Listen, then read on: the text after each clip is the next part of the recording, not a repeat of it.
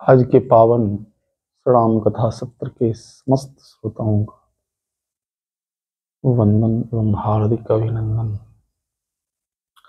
आज जिस विषय की चर्चा हम लोग होने जा रहे हैं वह विषय है विज्ञान विशारद कौन है।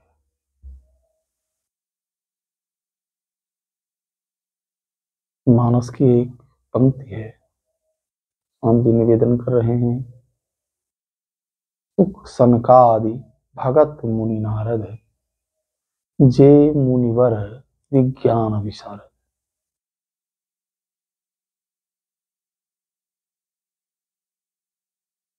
सुख सनकादि एवं नारद प्रभृति जो ऋषि हैं वे मुनिवर हैं एवं विज्ञान विशारद। विज्ञान विशारद विज्ञान संपन्न किसे कहा जाता है? विज्ञान संपन्न वह व्यक्ति है जिसकी वृत्ति परमात्मा में लगी, जो सतत परमात्मा से जुड़ा रहता है, जो संसारिक प्रपंच अपनी ओर आकर्षित नहीं, वह व्यक्ति विज्ञानी कहा जाता है। वैसे ज्ञान की भी बड़ी महिमा है। हम ब्रह्मास्मि सोमस्मित वृत्ति अखंडा, मैं ब्रह्म हूं, ब्रह्म से अलग नहीं, जो ब्रह्म है वही मैं हूं सो हम। ऐसी वृत्ति वाले ज्ञानी भी होते हैं, लेकिन यहाँ विज्ञान विशारद संज्ञा उसको दी जा सकती है। पूज्यपाद कलि पावन अवतार श्री गोस्वामी जी की दृष्टि में विज्ञान विशारद वह है जो ज्ञानी होने के साथ साथ भक्त भी हो, जिसमें थोथा ज्ञान नहीं, भक्ति संयुक्त ज्ञान हो, उसे विज्ञान विशारद कह सकते हैं। शिव अज सुख जैसे सुख सनकादि भगत मुनि नारद।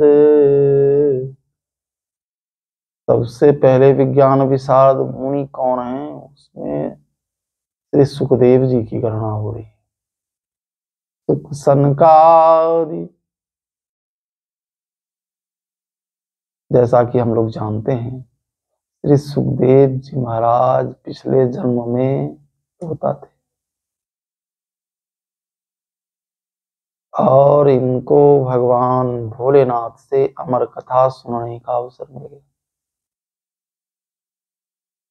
पार्वती जी के जद पर शिव जी अमर कथा सुना रहे थे।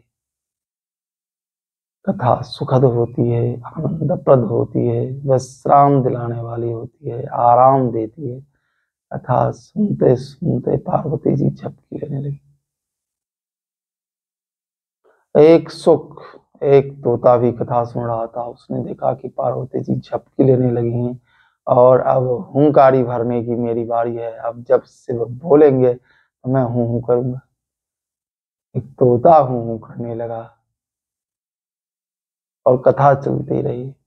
जब पार्वती जी के नंद टूटी तो पार्वती जी ने कहा मैंने यहाँ से कथा नहीं सुनी, फिर से सुनाई। शिव जी बोले तो फिर कथा सुन कौन रहा था, हूं कौन बोल रहा था? ये और कोई नहीं, सुखदेव जी महाराज। ये कथा के प्रति इनकी अनुरक्ति थी। पक्षी योनि में रहते हुए भी कथा के प्रति इनका अनुराग था और अमर कथा सुनने के कारण अमर हो गए।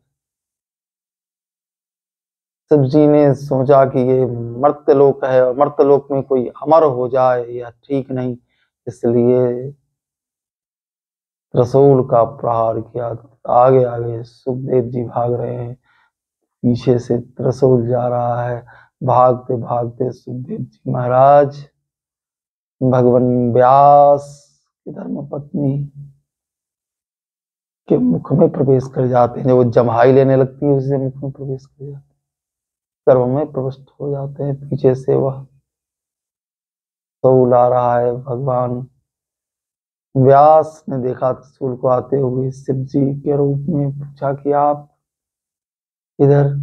बोले कि मेरा अपराधी तुम्हारी पत्नी के मुख में भीतर प्रवेश कर गया है।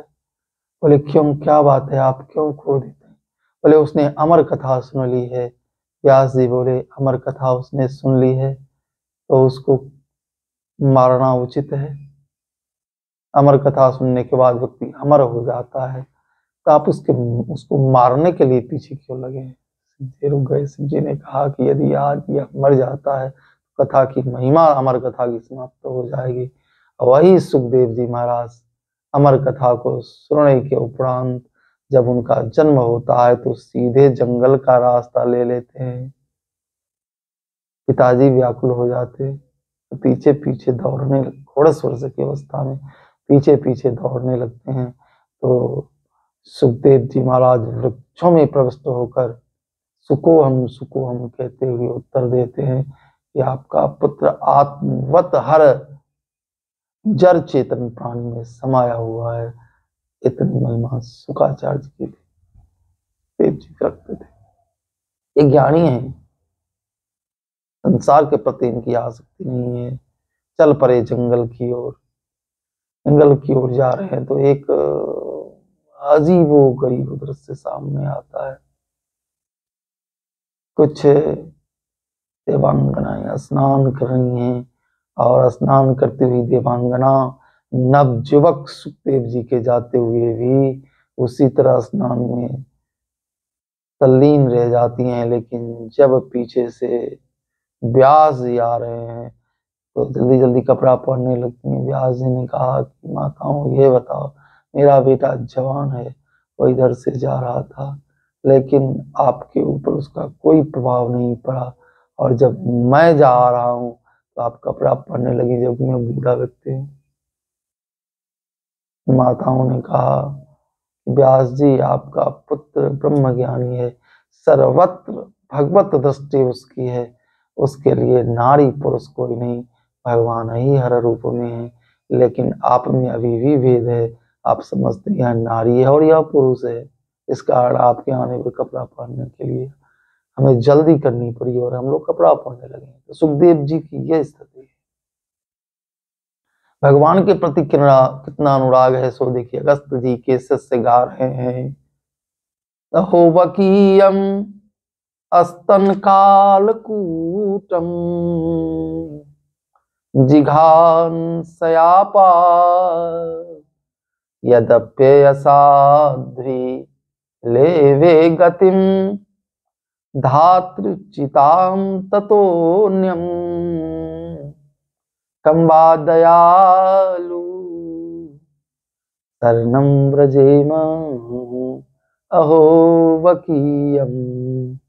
अगस्त जी के शिष्य गा रहे हैं, वराह पीरम नटवर वपुः कर्णयोः कर्णिकारम् बिभ्रद्वा सह कनक कपिशं वैजयन्ति च मालाम् रंध्रानवेरो रधर सुधया पूरयन गोप वृंदी वृंदावन्यम स्वपद रमणम प्राविशदगीत। एक में भगवान के अलौकिक सौंदर्य का वर्णन है। भगवान ने मोर मुकुट धारण किया है और अपने बाल सखाओं के साथ गौचारण करने के बाद वृंदावन से लौट रहे हैं। और दूसरे में भगवान के स्वभाव का वर्णन है। जितना भगवान का स्वरूप सुंदर है उतना ही उनका स्वभाव भी सुंदर है। स्वभाव के वर्णन में है कि जिसने बकी पूतना जैसी राक्षसी को जो मारने के लिए आई थी और उसने भगवान को दूध पिलाया था, उसको भी सदगति प्रदान कर दी, तो फिर जो भजन करने वाले हैं तो भगवान कौन सी गति देंगे। ये अद्भुत बातें जब इन्होंने सुनी, अगस्त जी से पूछा शिष्यों से कि यह रचना किसकी है, इतना मधुर वर्णन सौंदर्य का और इतना आकर्षण भगवान के स्वभाव का इनके द्वारा रचित श्लोकों में अगस्त जी ने कहा कि व्यास जी ने इसकी रचना की है। सुखदेव जी बोले व्यास जी तो मेरे पिता हैं। तो पुनः जिस शुकाचार्य जी महाराज को व्यास जी अपने आश्रम में बुला नहीं सके प्रयास करके भी, सुखदेव जी पुनः भागवत सीखने के लिए उनके आश्रम में आते। ये भगवत प्रीति है, ये ज्ञानी है, भक्त है, इसलिए इन्हें विज्ञान विशारद कहा जाता है। दूसरे हैं सुख सनकादि, सनकादि ऋषि हैं। ये देखत बहु बालक ब्रह्मानंद सदा लैलीना, हम सबों के पूर्वज हैं, बहुत पुराने हैं, लेकिन देखत बालक बहुकालीना, अभी भी 5 वर्ष के बालक के समान दिखाई देते हैं। कालजयी हैं, सतत इनके मुख से भगवान का नाम निःसृत होता रहता है और ये कालजयी हैं। ये दिगंबर भी इसमें रहते हैं, इसलिए कि कहीं माया पकड़ ना ले। 5 वर्ष के बालक के समान अभी भी दिखते हैं, लेकिन माया ने आखिर पकड़ ही लिया। जब वैकुंठ पधारते हैं तो क्रोध आ गया और जय विजय को श्राप दे दिया।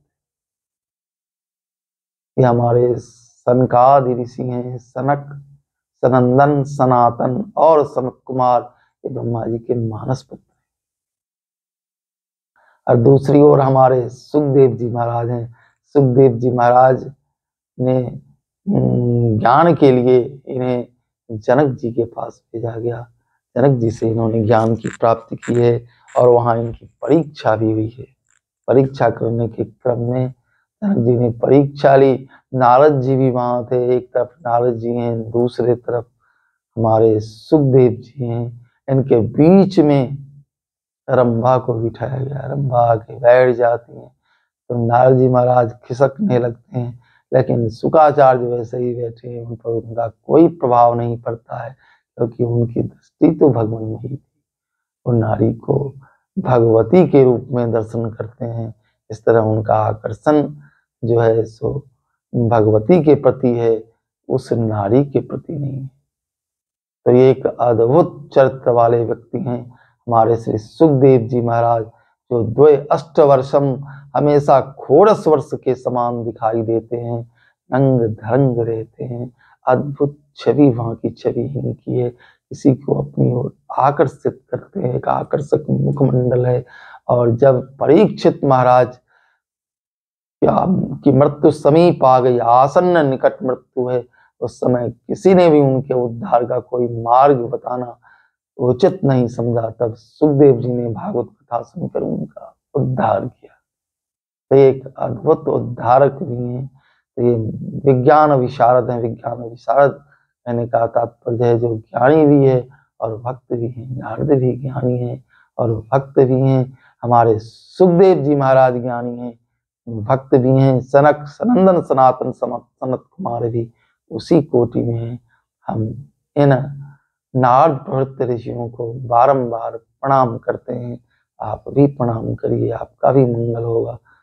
संत भगवंत को किया गया प्रणाम अनिष्टों का समन करता है। और एक विनम्र निवेदन है कि आप इस चैनल को सब्सक्राइब करिए, नित्य भगवान की कथा का आनंद उठाइए और अपने जीवन में मंगल को बुलाइए, अमंगल को भगाइए। निवेदन करते हुए आज की वाणी को विराम। जय जय सीताराम।